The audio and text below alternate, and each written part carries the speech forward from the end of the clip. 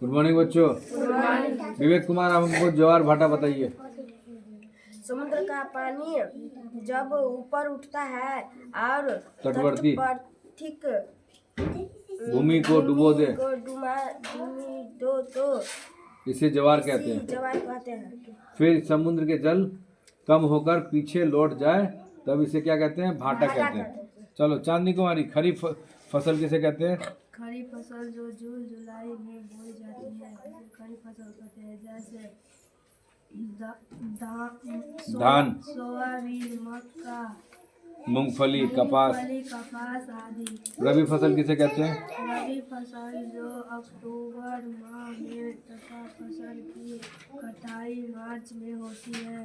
गेहूँ, चना, मटर, सरसों, आलू, आलू ये सब क्या बेटा?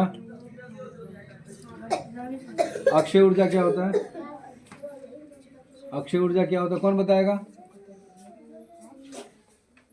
अक्षय प्रकृति में पाए जाने वाला अक्षय ऊर्जा जो फ्री में मिलता है तो उसे किसे कहते हैं? अक्षय ऊर्जा कौन बताएगा? प्रवीण, क्या पढ़ रहे हो? जो याद करने के लिए दिया दूसरा भूल गए। अक्षय ऊर्जा किसे कहते हैं? जल, सूर्य का प्रकाश है, ये अक्षय ऊर्जा नहीं है। पवन, ये अक्षय ऊर्जा है। सरकार आज कह रही कि इनका जो है इस्तेमाल ज़्यादा से ज़्यादा करिए क्योंकि फ्री में ही है, इसको जितना मर्जी इस्तेमाल करो ख़त्म नहीं होगा। और कौन से ऐसी ऊर्जा जो जल्दी ख़त्म हो जाएगा? डीजल, पेट्रोल, कोयला, इनको आप कम से कम इस्तेमाल करें।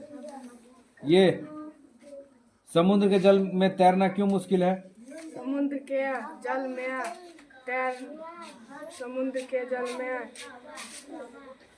तैरना बहुत मुश्किल है।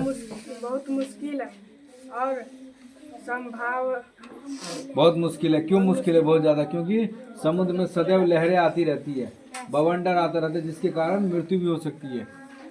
ठीक है। संध्या कुमारी, क्या आकाश में तारे जैसे कोई ऐसा पिंड होता है? हाँ, आकाश में तारे जैसे पिंड बना है जो टिमटिमाते नहीं है। खगोलीय पिंड किसे कहते हैं? राखी, तारे, ग्रह, चंद्रमा तथा आकाश में बहुत सारे पिंड हैं जो खगोलीय पिंड कहलाते हैं।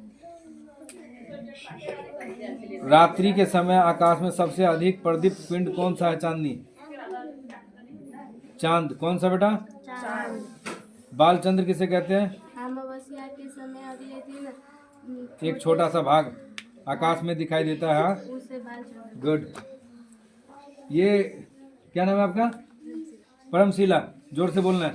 एक कोशिका जीव किसे कहते हैं? एक कोशिका जीव जो एक कोशिका से बना होता है। जोर से बोलो। एक कोशिका जीव जो एक कोशिका से बना होता है उसे एक कोशिका जीव कहते हैं। जैसे अमीबा, बहु कोशिका जीव क्या होता है?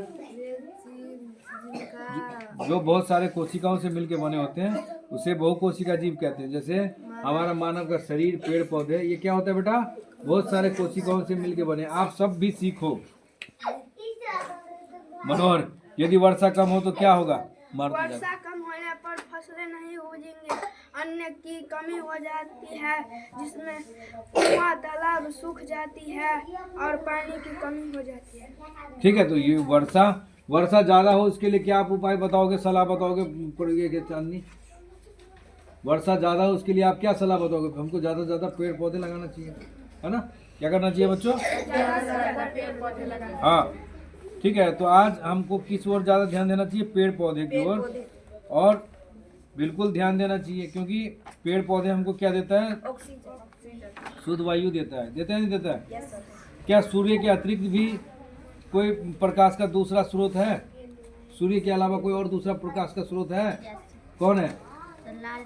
लालटेन, बल्ब। और लालटेन, बल्ब और भी बहुत सारी चीज़ें हैं बेटा, जिस मरकरी, है ना? तो ये सब भी हमको मालूम होना चाहिए। आप जवाब दीजिए बेटा, जवाब नहीं दोगे तो दुनिया की दौड़ में पीछे रहोगे। ठीक है। पवन कितने प्रकार के होते हैं? परवीन कुमार, पवन 3 प्रकार के होते हैं, स्थायी पवन, मौसमी पवन तथा स्थानीय पवन है। यदि ये हमें वर्षा जल क्यों संरक्षण करना चाहिए परवीन?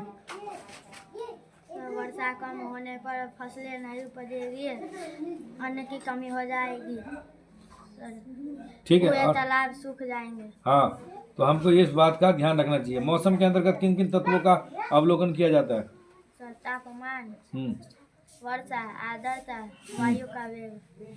ठीक है, तो ये मौसम के अंतर्गत आता है। ठीक है। Yes sir. बादल कैसे बनता है चांदनी? कौन बताएगा बादल कैसे बनता है?